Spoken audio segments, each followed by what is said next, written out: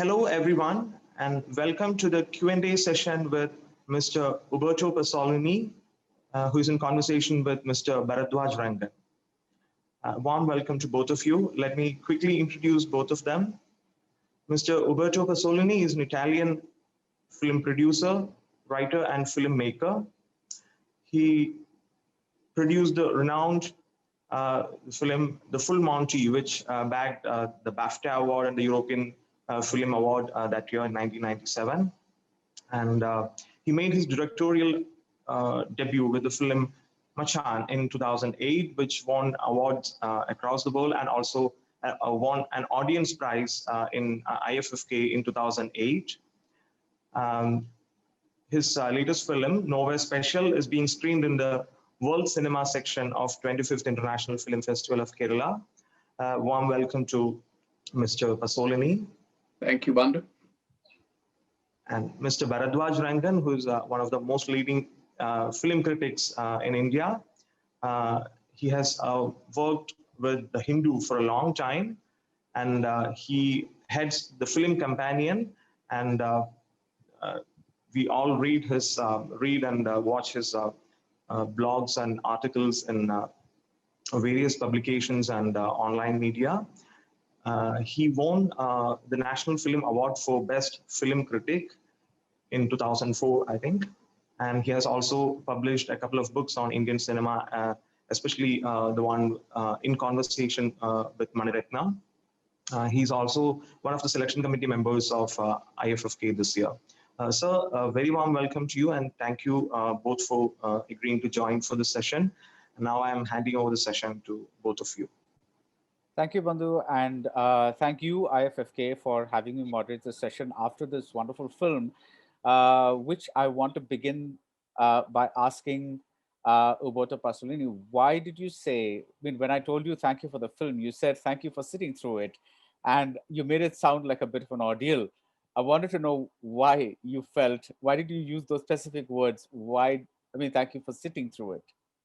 Well, I think that especially in these times, the crisis that the world is going through, not everybody looks forward to a film that on paper is exploring a very difficult and in part sad situation.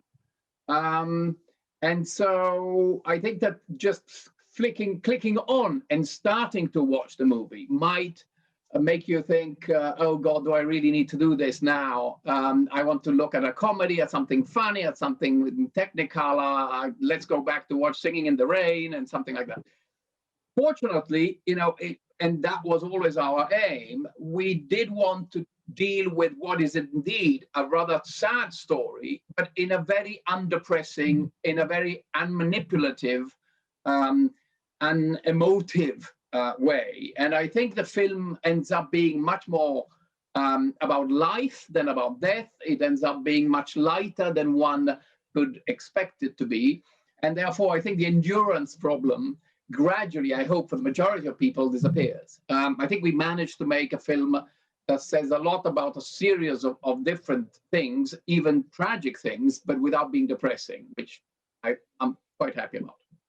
Yeah, I think it's one of the most interesting qualities of the film, because when I saw this film and after finishing the film, I thought back to Ken Loach's Sorry We Missed You, because they're not exactly the same film, but there's an overlap in terms of the characters and some of the thing. But the flavor, like you say, this is a very, I wouldn't use the word light, but it's a very, how do I put it? It's like, even though the subject matter is so heavy, it moves in a very undramatic way, if you want to call it that.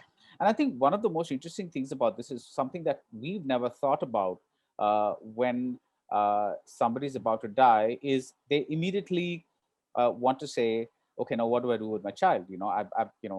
How do I take care of the child? And that's something that we've read or come across. But this is a very unique situation where it's almost like dating, where he goes and meets couple number one, then he goes and meets couple number two, and then he goes and meets couple number three, and he's trying to find the right fit. And I was very, very moved by one line where he says, I think I know my son Michael better than almost anybody else in the world. But how do I know that for this particular reason, do I know him well enough to decide on the right set of parents? That is such a beautiful line for me because it's a sentiment that I've never come across in the movies. I heard that you came across the story in a newspaper article. Yes, I did. I'm ready for that question. There it is. There it is. Right, right. There it is. So what was that? Was that the exact same story, or did you have to develop that story? No. The newspaper article simply talks about this man who was given a few months to live and did spend them his final months finding a family for his son. And all it really says is that the mother had left when the boy was very, very young. He didn't have a family himself, and he had very, very little money. And I contacted the social workers that dealt with the case, and they couldn't say anything more for privacy reasons. They couldn't tell me who had taken the son on after the death of the father, nothing specific. And so what I did is I kept the main issues that were open in the article, which was a single father, a 4-year-old boy, no mother, no family, and a few months to live. And from that, I decided to try and build something that would address, first and foremost, what it is like to be a parent and how difficult it is to be a parent, and in particular in these difficult circumstances, and how well do you know your children in order to help them grow. I have 3 daughters now grown up in their 20s. And for me, being a parent is much, much more difficult than trying to be a filmmaker. I'm not a very good filmmaker. I'm certainly not a very good parent. And the difficulty is, how do you balance support, cajoling, advice, staying away from the life of your children, letting them grow in who they want to be rather than what you would like them to be. Right.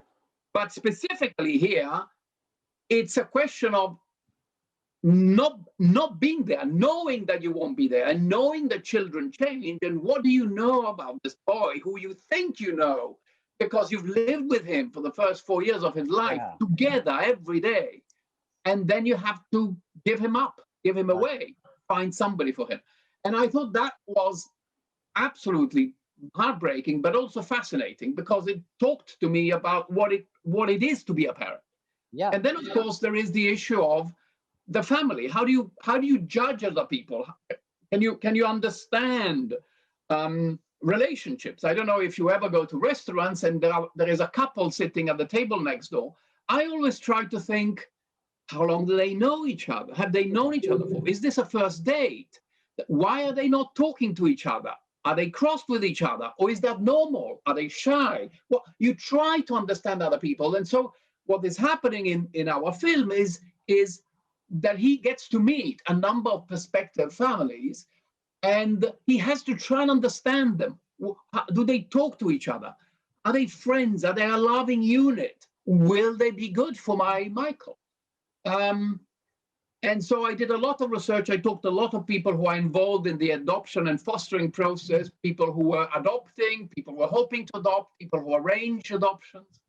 So I did a lot of research on that. And then I did some research on what it's like to be told that you're going to die. So I read a lot of books and autobiographies, in a way, from people who have been given terminal, what do you call them? A suggestion, advice, that the idea that they will soon not be around anymore.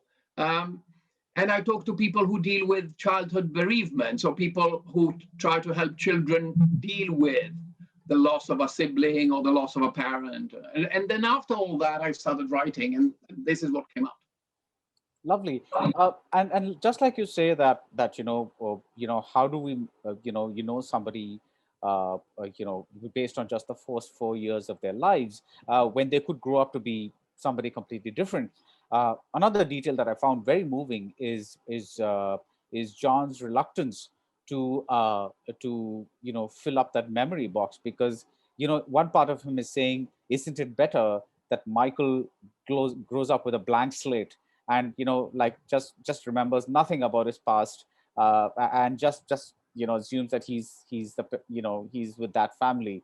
So all these little details are what I think make up the film. And I think another really interesting thing that you do is that we've seen parenthood not just from John and Michael's relationship, but also from the various couples that he meets along the way, because each of them has a different little story or anecdote or something that says something about their experience of either being unable to have children or having children or whatever it is. So is that a design that you consciously kept in the film? I did, by which I mean I didn't want a series of families who all were coming to the idea or the act or the hope of adoption in the same way. Most of those stories are stories that are stolen from people I know, from people I talked to, from people who are on the internet and talk about their lives. So it was quite easy to find a great range. At the same time, I didn't want to sort of tick boxes and say, let's have an example of every different family in terms of how that family is constituted or not. But the truth is that when adoption agencies tries to pair, to join a child with a potential family, they go through an understanding and analysis of what the boy might need, and they try to understand whether that boy needs, or the girl, or whoever, or maybe the two children need a loud family, a quiet family, a single parent. What will fit better? And so that kind of journey is what we do. Of course, normally that journey does not involve a parent. I'm not sure about the situation in India, with an adoption situation in India, but in the UK, certainly, the vast majority of cases, children are put up for adoption when the parents are either not there because they have died, unfortunately, or they have been deemed unsafe for the child, and therefore the child is taken away from them, and therefore they are not involved. Even if they're legally allowed, they're not involved in the choice of a new foster family, a new family. And the meetings that you see in the film are usually held between prospective adopters and the foster parent who knows a little bit of the child because that child has been with them for a few months, maybe, or maybe longer, and who is going to help the agency decide whether the pairing will work or not. So a parent usually not involved. This was an extreme, strange case. But these meetings do take place. And I tried to imagine what it was like for a parent to not just think about what kind of family, but be confronted by the realities of not ideas of families, but individuals with their own stories, as you say, their own backgrounds, their own reasons to come to this place in their life. I thought that was a very interesting way, even for myself, about thinking about parenthood and on my obligations to my children. Yeah, and like you say, it's not programmatic at all. It's not like couple A represents this and couple B represents this. So it just comes across as almost anecdotal, because the only common subject that they have to talk about is something about children or parents or something like that. So that comes across very naturally. Now, one of the most difficult things in any film is to decide on a title. How did you settle on the title? And another thing that's really difficult in any film is to figure out how to end it. How did you decide on this particular ending? Okay, two questions. First of all, I cheated on the title. You stole it from somewhere? I took it from somewhere else again.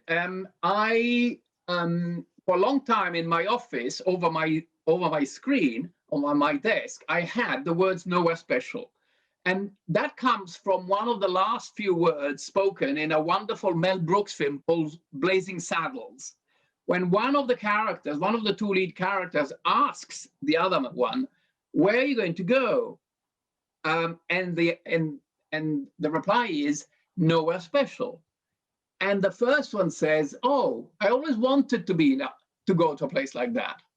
And I find that it was both very funny in the context of the film, but extremely significant, extremely moving in a world where we are always trying to be special, wanting to go to special places, experience whatever special is. So not the normality, the average, the mediocre is judged unsatisfactory in all ways. And it was always there. And when I started working on the research of this film, I had the photograph of the boy and his father copied on a big A4, and I stuck it underneath. And through the course of the writing, the words "Nowhere special" and the father-son story became one in a way. And the film ended up being called that. And I think they belong in a way, because yes, the father is looking for something special for his son, but he's actually looking for the normality that he can't give the son. Right. For the average, he doesn't want to be part of a story. He doesn't want to be part of the story. He'd rather be a nobody with a nobody life, with a normal relationship with his little boy. And so he wants to. So Nowhere Special, in a way, is what he would like for his child. And the ending, well, as you have said, and I was suggesting before, we tried to keep the volume, the drama of the film very, very low, at 2, not at 11, but at 2. And so the film is trying not to be sentimental and melodramatic. And one of the things, of course, we do is we start the film without knowing what is actually happening. We don't go into a hospital where there is a doctor who tells the father, "You have 5 months to live." We don't do that. We sort of skip that. In a way, the film is not really a linear story. It's like a series of sketches in the relationship between these two. And in the same way that we don't start with the inciting incident, so to speak, at the beginning of the film, we don't end with a tragic death, with a tragic funeral, with whatever it is, because we end with the hope, the knowledge, the understanding that John has made a choice. In a way, it wasn't really even his choice. We are not even sure whether it's the right one, because there is no such thing as the right one. But I hope it gives a sense that the boy will be all right, or at least he has done everything he could. And so there is no trumpets, big music, everything will be fine. Isn't this emotional? Isn't this fantastic? Everything is kept, hopefully, in the volume, in the tonal range of the rest of the film. And it's slightly open-ended too. In fact, it's more than slightly open-ended. It's open-ended because the father and son will still see each other for a while after the end of our story. It's open-ended because we hope that what will happen next will be okay. We'll never know. And I like this sense of keeping things like life is, not black and white, not determined, not certain. That's the ending. Yeah. I found it intriguing that the profession of the protagonist is that of a window cleaner, window washer, because he's always kind of on the outside, looking in. Was there a specific reason you chose this profession for this person? There were sort of, in a way, metaphorical reasons, as you mentioned, the idea of looking in and being outside, and reflections, which are slightly contrived, but then they're not over pushed, so you don't you feel them. He's not staring through. We tend to enter, or sometimes we enter into the lives of these people through their windows, but it's not through his own eyes. We become his eyes. So it's the metaphor. I hope is not too heavy.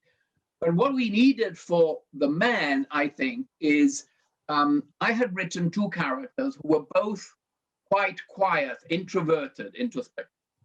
And in the same way that the father has difficulties in sharing the reality of the situation with his son, I wanted to have him to have the same difficulty in a way to sharing his thoughts about the situation with ourselves. And therefore, I wanted him to be involved in a job where he works alone, where he doesn't have a regular colleague, an environment of work where at some point he would naturally share his thinking and the development of his stage with somebody else. So he does have a couple of moments with one of his customers and with one of the social workers where he opens up a little bit. But on the whole, everything is kept inside. Everything is kept behind the eyes. Everything is not expressed. And so a job where he is his own boss, which means he can be available for his boy whenever he wants to. And at the same time, he's isolated. And at the same time, it allows him to, yes, look at the world that moves on while, in a way, his world is grinding to some form of halt, felt right.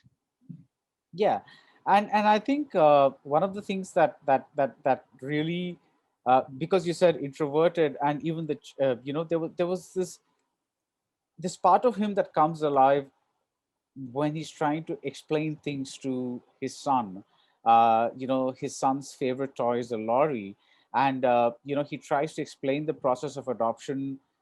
On that overbridge, he's trying to talk to him about the lorries that are taking, go from one place to another, and how would it be if you went from one place to another. I found those things really, really touching, because later when you look back, actually when I look back, I remembered that even the first time we see Michael is through a window. He's kind of staring outside of a window. So when you kind of did you ever feel like giving John a friend, or typically, movies like these, sometimes there's a spouse or a best friend or somebody like that he can have adult conversations about these matters. Here it's almost like he's only talking to Michael, and maybe to an extent to the caseworker, the adoption caseworker. Was there ever the temptation to give him a peer of his, not a spouse definitely, because in your movie she's not in the picture, but somebody of his own age group to kind of talk to about his problems or his issues?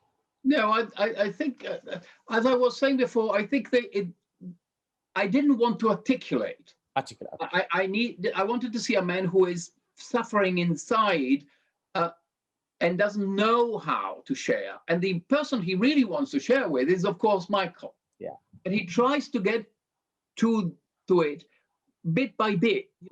How about a different house? And then it's the son that asks him about the dead beetle, and so he takes that opportunity to try and talk to the son about death. And then, but it's what I was interested in was the difficulty of talking about things like that.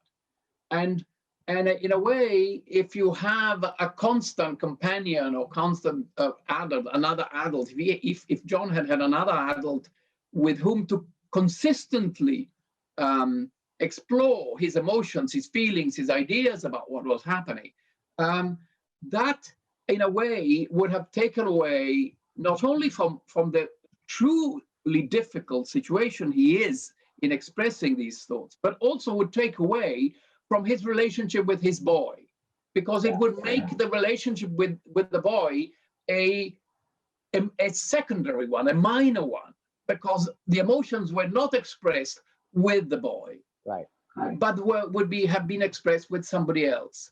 And so the boy would have been a tool to his own journey. Yeah. But as for me, the film is a journey of the father and the son together. Right. So much so that I think that at the end of the film, in a way, or towards the end of the film, it is the father has become the child, and the child has become the father in ways both practical and emotional. it's a son that looks after the father, tries to look after the father when the father doesn't feel well. It's the son who grabs the hand of the father and makes him cross the road at the end, which was the opposite of the so you have a subtle shift. But as I said, the relationship is a father and son. I think of it as a love story between a man and his young boy, and how that develops and how it changes quite radically over the course of the film. Right. This film also reminded me of one of my very favorite 70s Hollywood films, Kramer versus Kramer. And one of the things that really intrigues me is that, of course, there are so many ways and styles to tell any kind of story, and mainstream Hollywood tends to underline and emphasize things a bit, which when I'm in the mood for it does work for, I think that's a beautiful film. I don't know if you're a fan of the film, but it's one of my It's a very good film. Yeah. So but the thing is, when you watch that and when you watch this, is there especially in today's world where the minute people, I'm asking a hypothetical question, of course. So the minute people feel a little, how do I put this? Like if you're showing something not immediately dramatic, or if something that's not immediately involving, they're going to pull out their smartphones and start, I know, WhatsApping or something like that. So I know filmmakers who live in constant fear of wanting to engage the audience every second of the time, which of course was a problem that a movie in the 70s did not have. Because it was a much slower paced world then. People gave movies their undivided attention. How does a filmmaker today deal with this problem? Do you think about it at all, or do you just or just say, it's my movie, I'm just going to make it the way I want to make it, whoever wants to watch it can watch it, the rest of them, it's okay? To be completely honest, I don't, or I haven't up to now thought about it in those terms. I am more conscious than ever. I find myself sometimes turning to the telephone when I'm actually watching a film, if the telephone rings. So I'm as guilty as anybody else. But the truth is that in this case, and in the previous films I wrote and directed, which are only another two, I'm really a producer. I'm not a director. I mean, this is a fake hat I'm wearing at the moment. My real job is a producer. But I have a very limited range of expression. And so I play within a range I think I understand.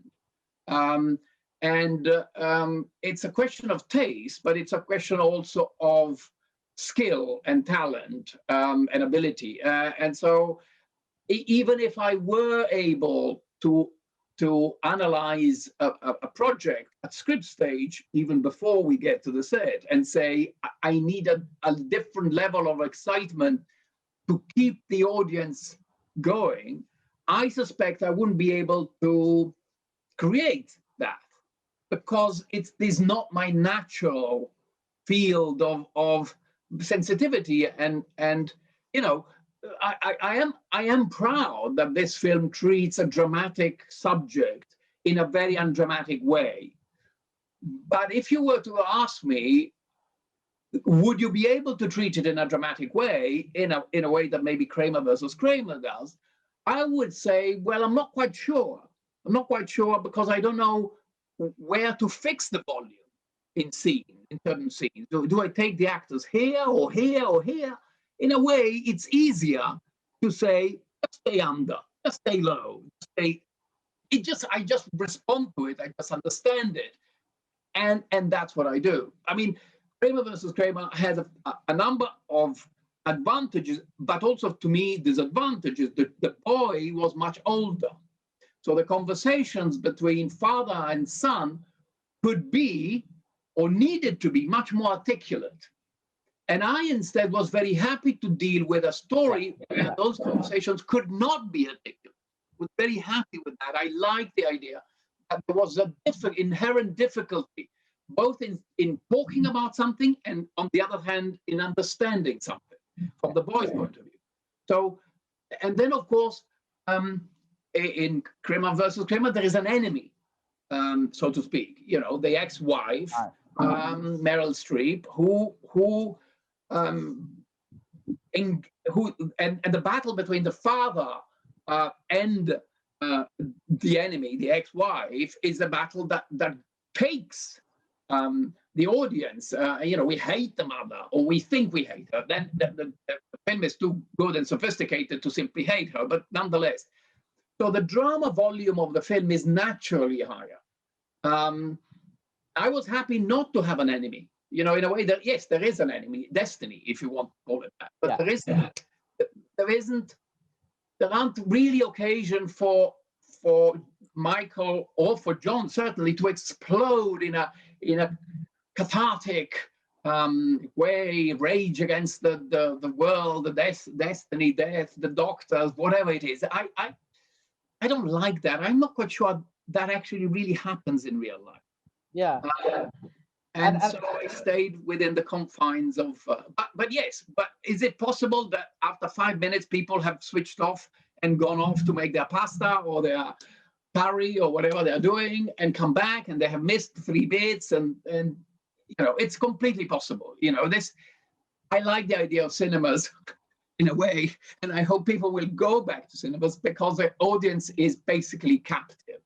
You know, they have spent their rupees or their dollars to go into the cinema, and the film has to be really offensive for them to leave. They want their money's worth. They're not going to leave.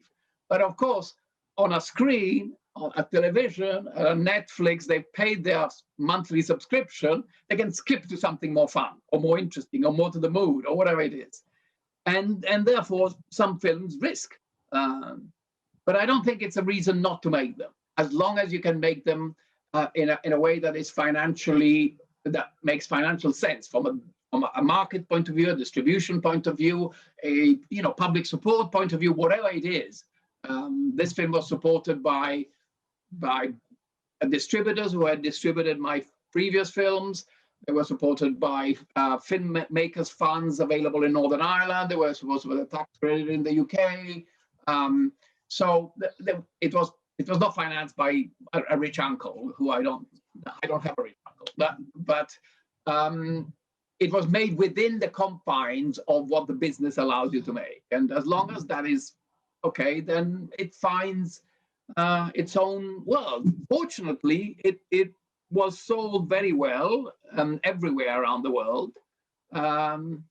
It's made its money back already before even coming out in the cinemas, if it ever will come out in the cinemas, of course, given the situation.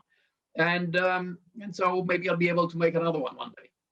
Fantastic. And all the best. I think you underestimate yourself because you have some very interesting and low-key conflict points here, like the point where Michael throws a couple of eggs at the window, or when the child when John does that, or when Michael throws a little tantrum where he's not putting on his pajamas, because within the volume of this film, I thought those are very nicely done little explosions, if you will. They are little explosions, but I really look forward to your next film, and I hope you have a great time. I hope you are having a great time at the IFFK, and thank you so much for this conversation. No, thank you very much for watching the film and being so supportive of it. It was a real pleasure to meet you. And if you can get in fact, you already have my link, my email address.